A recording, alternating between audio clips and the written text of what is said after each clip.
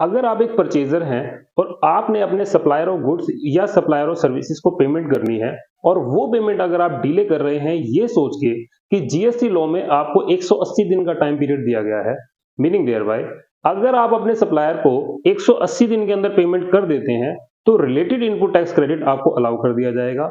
या यूं कहें कि अगर आप अपने सप्लायर को 180 दिन के अंदर पेमेंट नहीं करेंगे तो वो क्रेडिट आपको डिसअलाउ कर दिया जाएगा।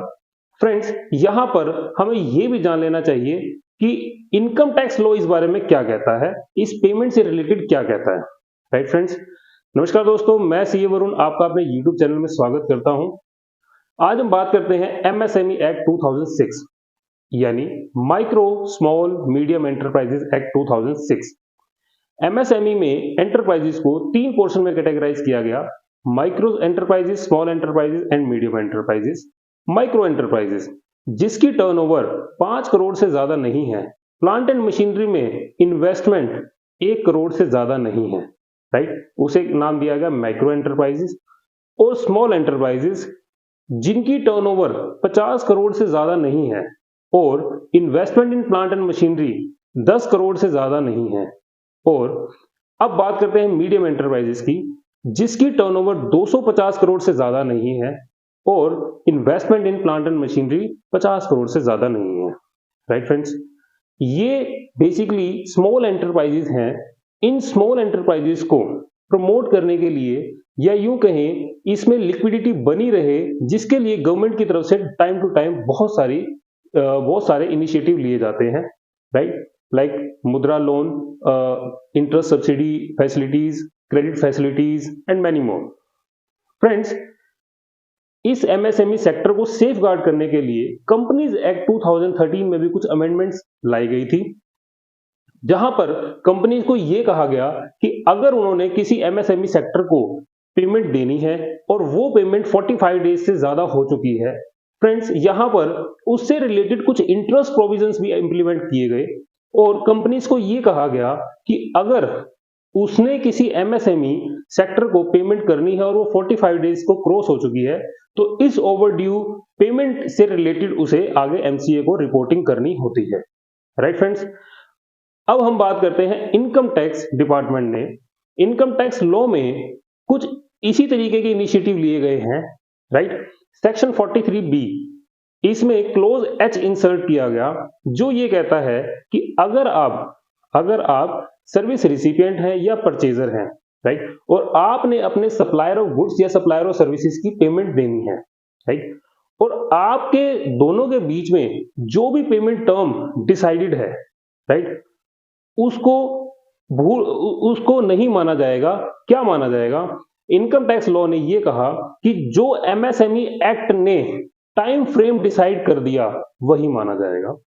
अब एमएसएमई एक्ट 2006 में सेक्शन 15 इस टाइम फ्रेम को बताता है। वो ये कहता है कि अगर आपके सप्लायर के साथ किसी भी तरीके का रिटर्न एग्रीमेंट नहीं है तो आपने उस सप्लायर को 15 डेज के अंदर सारी पेमेंट करनी है।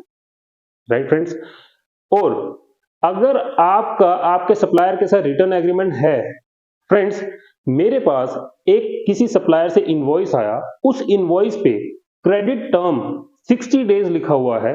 Let's suppose friends, first of all उस इनवॉइस के अंदर क्रेडिट टर्म के आगे 60 डेज लिखा होना ही अपने आप में एक रिटर्न एग्रीमेंट है।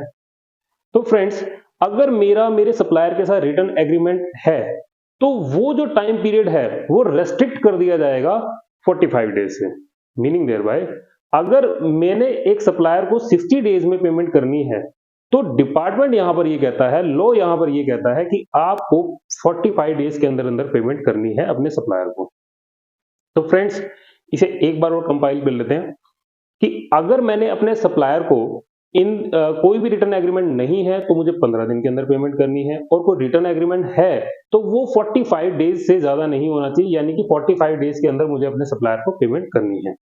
अब फ्रेंड्स, क्वेश्चन ये है कि क्या ये रूल्स एंड रेगुलेशंस मेरे ऊपर एप्लीकेबल है या मेरे सप्लायर्स के ऊपर एप्लीकेबल है? फर्स्ट ऑफ ऑल फ्रेंड, मैं अगर एक परचेजर हूं या एक सर्विस रिसिपिएंट हूं, इससे कोई फर्क नहीं पड़ता कि मैं एमएसएमई में रजिस्टर्ड हूं या नहीं हूं। फ्रेंड्स, फर्क इस चीज से पड़ता है कि मेरा सप्लायर एमएसएमई में रजिस्टर्ड है या नहीं है। और फ्रेंड्स, ध्यान देने वाली बात यह भी है कि अगर मेरा सप्लायर एमएसएमई में रजिस्टर्ड है एज ए माइक्रो एंटरप्राइजेस या as a small enterprises, right, इसका मतलब क्या, इस क्लोज एच से मीडियम एंटरप्राइजेस को दायरे से बाहर रखा गया है। यानी मैं एक सर्विस रिसिपिएंट हूं और मुझे अपने सप्लायर को पेमेंट करनी है, और मेरा सप्लायर अगर एमएसएमई में रजिस्टर्ड है एज ए माइक्रो एंटरप्राइजेस या एज ए स्मॉल एंटरप्राइजेस, तो रूल्स रेगुलेशंस मेरे ऊपर एप्लीकेबल हो गए, राइट फ्रेंड्स। यानी मुझे अपने सप्लायर को 45 डेज के अंदर अंदर पेमेंट करनी पड़ेगी। अब फ्रेंड्स, एक एग्जांपल के साथ बात करते हैं। 1 अप्रैल 2023 से ये रूल्स एंड रेगुलेशंस एप्लीकेबल हो चुके हैं। 31 मार्च 2024 को जो भी बैलेंस शीट बनेगी, उस बैलेंस शीट में ये देखा जाएगा कि आउटस्टैंडिंग अमाउंट कितना है और रिलेटेड क्रेडिटर कितने मेरे एमएसएमई में रजिस्टर्ड हैं, राइट। और अगर जो रजिस्टर्ड हैं तो उसकी पेमेंट इस टाइम फ्रेम से बाहर है, तो उस केस में फ्रेंड्स जितना भी अमाउंट होगा वो मुझे एज एन एक्सपेंडिचर डिसअलाउड कर दिया जाएगा, या यूं कहिए कि वो आपकी इनकम का पार्ट बन जाएगा, वो आपकी इनकम मान ली जाएगी, राइट फ्रेंड्स।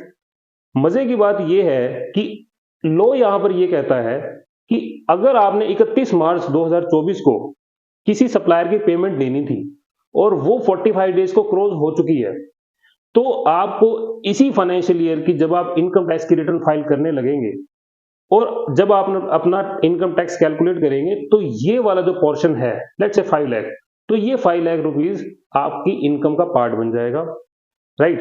और जब नेक्स्ट फाइनेंशियल ईयर में आप इसकी पेमेंट कर देंगे अपने सप्लायर को, तो नेक्स्ट फाइनेंशियल ईयर में आपको एज एन एक्सपेंडिचर अलाउ कर दिया जाएगा।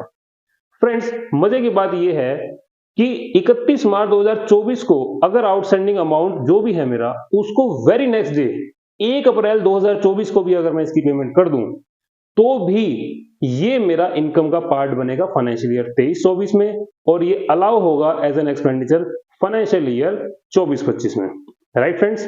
Thank you very much.